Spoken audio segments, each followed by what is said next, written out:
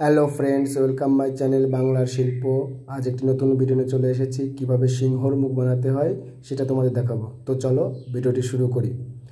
এই দেখো, প্রথমে আমি সিংহর মুখ কালকে মাটি দিয়ে হালকা টাচ করে রেখেছিলাম যাতে মাটিটা একটু শক্ত হয়, পরে আমি তৈরি করব সেটার জন্য। এবার দেখো, সেই সিংহর মুখটা আমি তৈরি করছি এখন।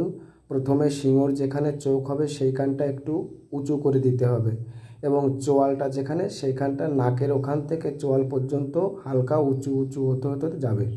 এইবার আমি মুখের নিচের পার্শানটা তৈরি করছি। দেখো, যেখানে মুখের পার্শান নিচের পার্শানটা, তার নিচেতে হালকা একটা পার্শান দেখো আমি দাগ দিয়ে দিচ্ছি।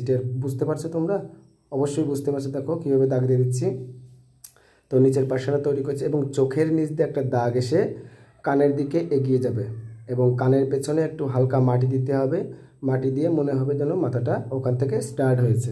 দেখো আমি তৈরি করে দিচ্ছি কেমন হবে।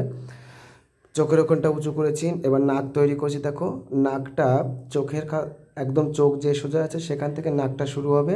নাকটা শুরু ওখান থেকে হালকা উঁচু হতে হতে সামনের দিকে এগিয়ে যাবে, হালকা উঁচু হবে নাকটা কিন্তু। এইবার দেখো, নাকের পরে যে মুখটা, তো ওপরের পার্শ্বের যে মুখটা সেটা তৈরি করতে হবে। এবার ওপর পার্শ্বের মুখের দুপাশটা ফোলা হবে, একটু হালকা হালকা মনে হবে যেন গোল আছে, এবং নাকটা ত্রিভুজাকৃতি হবে। নাকের যে সামনেটা সেটা হবে ত্রিভুজাকৃতি। ত্রিভুজ দেখবে তোমরা, বিড়াল বা সিংহর নাক কিন্তু ত্রিভুজাকৃতি আছে, অবশ্যই দেখে নেবে তোমরা। এবার আমি সেই মুখের গোল পার্শনটা তৈরি করছি। ওপর পার্শনের যে গোলটা সেই জায়গাটা আমি তৈরি করে নিচ্ছি। দেখো, হালকা মাটি দিয়ে, নরম মাটি দিয়ে তৈরি করে নিচ্ছি। দেখো, এই সব কাজ করতে গেলে খুব ধীরে করতে হবে কাজটি, কারণ খুবই সূক্ষ্ম কাজ, এবং এটি একটি ছোট্ট দুর্গার একটি ছোট্ট সিংহ। এই কাজগুলো করতে গেলে খুব ধীরে করতে হবে এবং সময় ব্যয় করতে হবে। তো তোমরা এই ভিডিওটি না টেনে সম্পূর্ণটি দেখবে। সম্পূর্ণটি যদি না দেখো তাহলে কিন্তু বুঝতে পারবে না কিভাবে কি করা হলো। আর যদি কোনো কাজ শিখতে হয় তাহলে কিন্তু অবশ্যই ধৈর্য সহকারে সেই জিনিসটাকে সময় দিতে হয়, বা সেটা দিয়ে খেয়াল করতে হয়। দেখো, আমি নাকের দুপাশ দিয়ে দাগ দিয়ে দিয়েছি হালকা বাঁকিয়ে, কারণ নাকের ওখানটা কোঁচকানো হবে, এবং অর্থাৎ সিংহ মনে হবে যেন খুব রাগান্বিত হয়ে ওষুধের দিকে তেড়ে যাচ্ছে। আর মুখের যেখানটা ফোলা পার্শান সেখানটাও দাগ দিতে হবে। এবার দেখো, আমি মাথার ওপর পার্শানটা তৈরি করছি। দেখো, নাকের থেকে ওপর দিকে মাথা হালকা উঁচু হতে হতে যাবে, কিন্তু নাক থেকে মাথার ওপর দিকটা হালকা উঁচু হতে হতে যাবে, কারণ হালকা উঁচু হবে ওখানটা। এবং নাকের শেষ যেখানে ওপর দিকে সেখানে দুটি মাটির ছোট ছোট পিণ্ড দিয়ে একটু গুলির মতো করে দিতে হবে দুটো, এবং চোখের সোজা সেটা গুলির মতো করে দিলে দেখতে ভালো লাগবে, কারণ ওইখানে কোঁচকে যাবে। এবার মাথার পেছনটা করে নিয়েছি আমি। দেখো, কানটা তৈরি করে দিয়েছি। কানটা তৈরি করে দিয়ে আমি মাথাটা যাই হোক একটা শেপে নিয়ে এসেছি।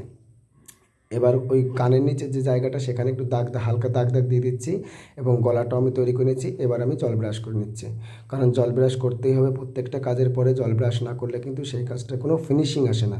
কাজটার যদি ফিনিশিং চাইতে হয় তাহলে কিন্তু অবশ্যই জল ব্রাশ করতে হবে। দেখো, নিচের পার্শনের যে মুখ, সেই পার্শনের মুখের নিচে কিন্তু যেখানটায় দাঁত হবে তার নিচেও একটি হালকা মাটি দিয়ে আমি জায়গা করে নিয়েছি এবং দাগ দিয়ে দিয়েছি। বুঝতে পারছো তোমরা? দেখো, চোখের পাশে দুটো গোল গোল টের পাওয়া যাচ্ছে, বুঝতে পারছো তোমরা? অবশ্যই গোল গোল দিয়েছি, যেন মনে হবে যেন কুচকে আছে এবং খুব রাগ হয়েছে সিংহ, সেরকম মনে হবে।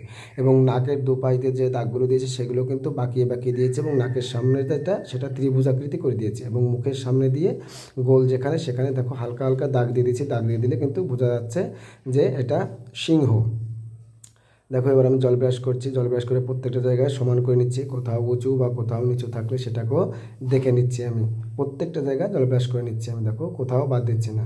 তো আমার এই ভিডিও যদি তোমাদের ভালো লাগে অবশ্যই লাইক, কমেন্ট এবং সাবস্ক্রাইব করে দেবে, এবং পাশে থাকা বেল আইকনটি অবশ্যই প্রেস করে দেবে, যাতে আমার ভিডিওগুলো তোমাদের কাছে সবার আগে পৌঁছে যায়।